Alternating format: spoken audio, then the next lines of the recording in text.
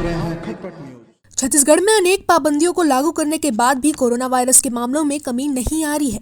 राज्य में बड़ी संख्या में संक्रमित मरीजों के आंकड़े सामने आ रहे हैं, जिसकी वजह से राजधानी रायपुर में एक बार फिर संक्रमण को देखते हुए लॉकडाउन को अब और आगे बढ़ाने का फैसला लिया गया है।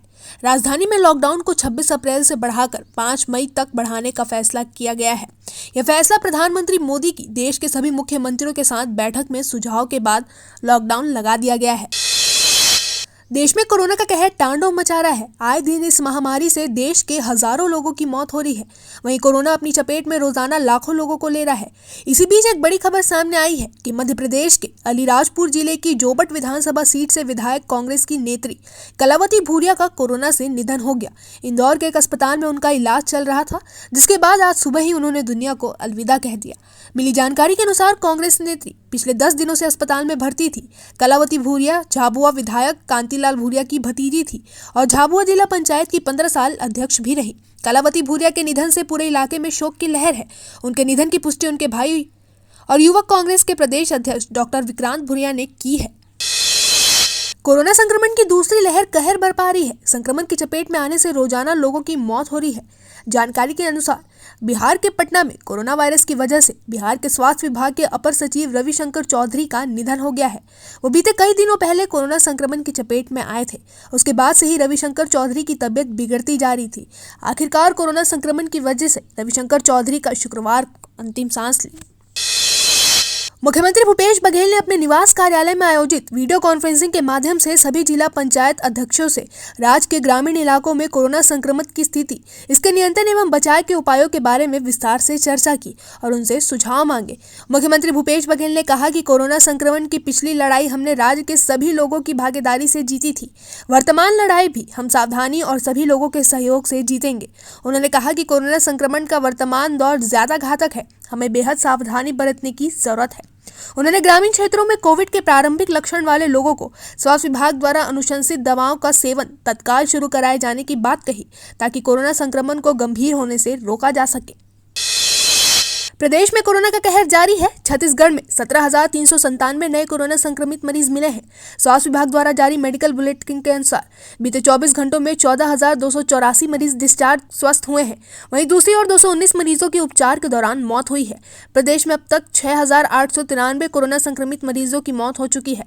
आज 17,397 नए संक्रमित मरीजों की पुष्टि होने के बाद कुल संक्रमितों की संख्या बढ़कर 6,22,965 संक्रमित हो गई है। छत्तीसगढ़ में अब तक 4,92,593 मरीज स्वस्थ हुए हैं। प्रदेश में बढ़ते कोरोना संक्रमण को लेकर राज्य की भूपेश सरकार लगातार कार्य कर रही है। इसी बीच राजधानी रायपुर के महापौर एजाज ढेबर ने बिना डरे राजधानी के इंडोर स्टेडियम स्थित कोविड केयर में पहुंचकर मरीजों का हाल चाल जाना।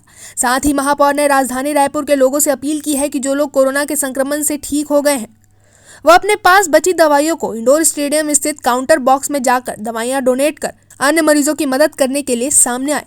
महापौर एजाज ढेबर ने सोशल मीडिया के माध्यम से राजधानी की जनता को संदेश देते हुए कहा कि कोरोना को मात देने वाले वो लोग जिनके पास कोरोना की दवाइयां शेष बची हुई है, उन कोरोना से जीतने वाले योद्धा को अपनी बची दवाइयों को इंडोर स्टेडियम में कोरोना संक्रमित मरीजों के लिए दान कर समाज के लिए अपना योगदान देने का मौका मिला है।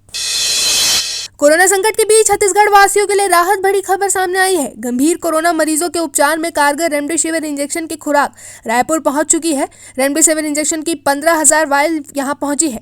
इसकी जानकारी स्वास्थ्य मंत्री टीएस सिंहदेव ने ट्वीट कर दी है। मंत्री सिंहदेव ने बताया कि 15,000 रेमडेसिविर के वायल राजधानी रायपुर पहुंच चुके हैं। इसको एयरपोर्ट से स्टोरेज के लिए CGMSC गोडाउन भेजा गया है। मुख्यमंत्री भूपेश बघेल ने प्रधानमंत्री नरेंद्र मोदी से केंद्र सरकार को कोरोना के टीके मिलने की दर पर ही राज्यों को भी टीका उपलब्ध कराने का आग्रह किया है। उन्होंने कहा कि इससे राज्यों पर वित्तीय भार कम होगा।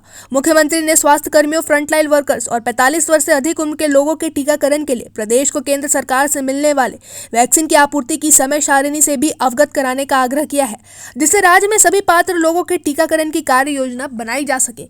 सीएम बघेल ने प्रधानमंत्री नरेंद्र मोदी की अध्यक्षता में विभिन्न राज्यों के मुख्यमंत्रियों के साथ कोरोना नियंत्रण की व्यवस्था और टीकाकरण की प्रगति की वर्चुअल समीक्षा बैठक में यह अनुरोध किया।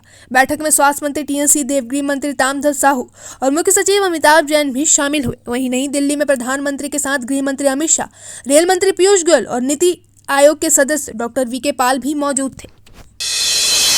कोरोना संकट को देखते हुए सीएम भूपेश बघेल ने संगठनों से मदद की अपील की थी, जिसके बाद आईएएस एसोसिएशन अधिकारियों व कर्मचारियों ने अपना एक दिन का वेतन मुख्यमंत्री सहायता कोष में जमा करने की मंजूरी दे दी थी।